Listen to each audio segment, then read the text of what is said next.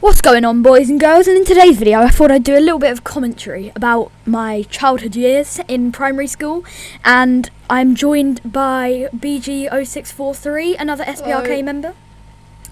Make sure to leave a like and subscribe if you do enjoy the video. Let's get right into it.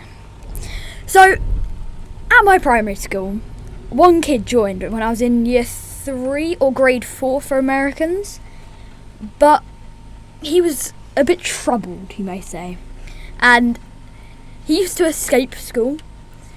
And this one time he climbed up the gutter onto the roof, and there was an ambulance, the police and a fire engine, and he was just chilling up there. We're all in class and we were like, what's going on? And there was like policemen and firemen just running up the road, like coming to our school, and it made the newspaper, which is quite interesting.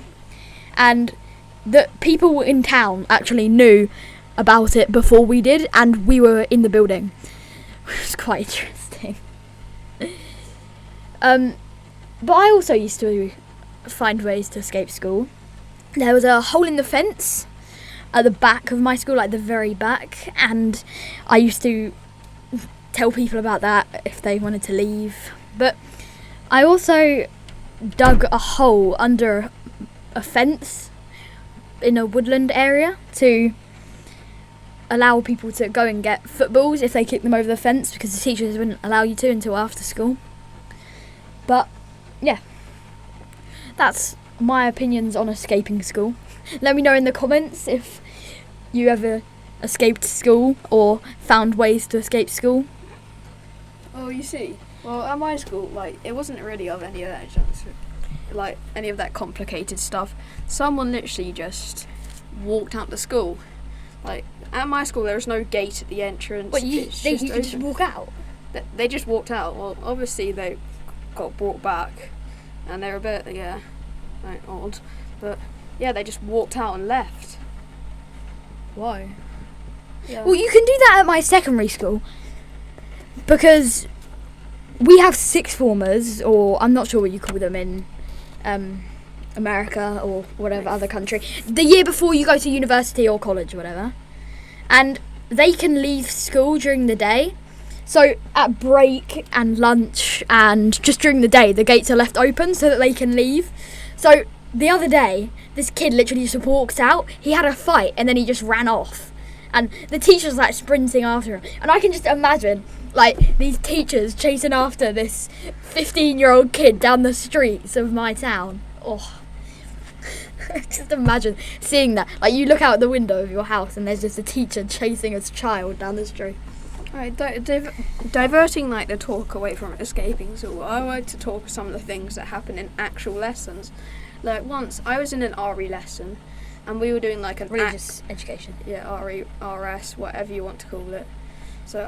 And we were acting out the story of Cain and Abel, and someone was Cain, and their job, and someone was God, and their job as God was to like hit Cain like for killing Abel, but obviously not that hard. But someone took this a bit too literally and smacked someone in the face that hard, and afterwards you could see like the handprint on their face. Any stories for you, Noah? Well, there was some moments in my class, because I was like really good in school. I won loads of awards when I left, but there was somebody in my class, and he goes to my secondary school as well. I'll leave him unnamed, but he got a bit angry with one of the teachers once and started swearing at them. And now he's quite tall, so he made this teacher cry with fear, and my class basically ruined my school. Like, before we were there and while we were there until like year 6 or grade 7, we had an outstanding Ofsted rating, and when we left it went down to okay. Have you ever seen a school with the rating okay?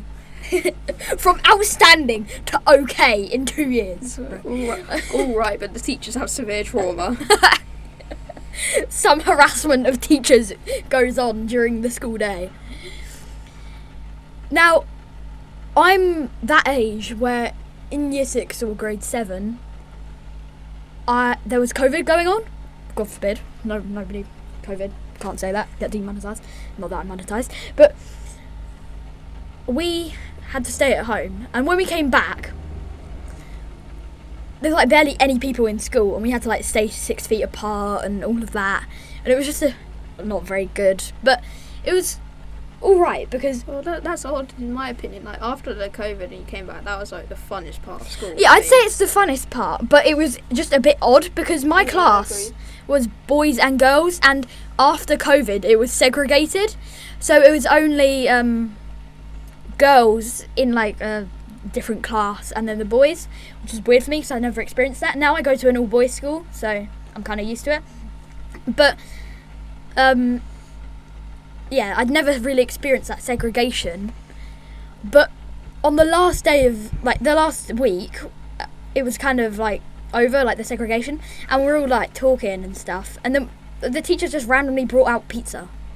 Like, we were just chilling, chatting to, like, people we hadn't seen for, like, a year and a half. And then they just bring pizza out. It's like, so we're enjoying this nice time. And then suddenly everyone just rushes for the pizza. Like, well, staying on the topic of COVID, like, the last thing about sort of COVID, like, we have this teacher now.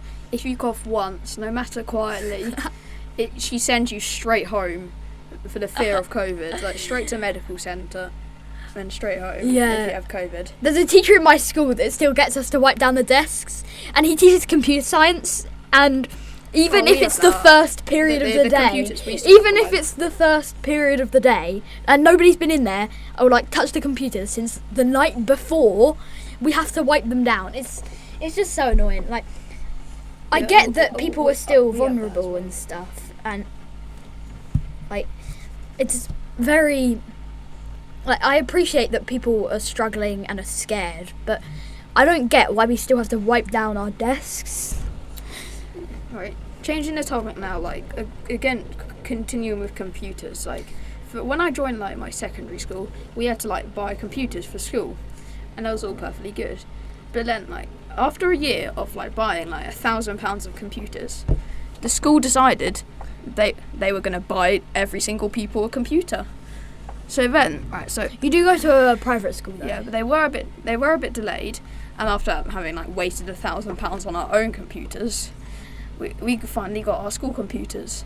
They were Lenovo ThinkPads, and because our school doesn't want us going on games or anything like stuff, they put like systems on it. So they put like blockers on.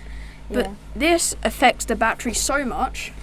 In 2 hours, my battery drained from 100 to 0, and I couldn't do anything else for the day.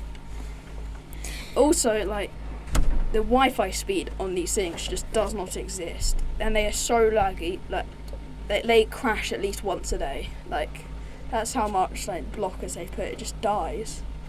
Well, Benj or BG goes to a private school, so I can see why they'd think that people can afford, or like some people in my school definitely couldn't afford to go. Like, personally, I have a laptop, but I wouldn't want to bring it into school because I don't trust some people at my school.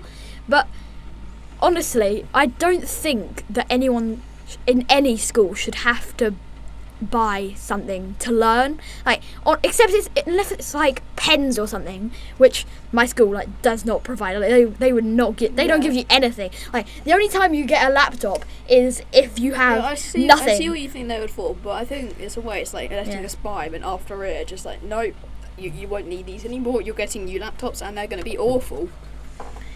Well, I think that's all we have time for today. But thank you very much for watching. If you enjoyed, make sure to hit that like button and Subscribe smash the subscribe and button. turn on the notifications. Turn on the notifications.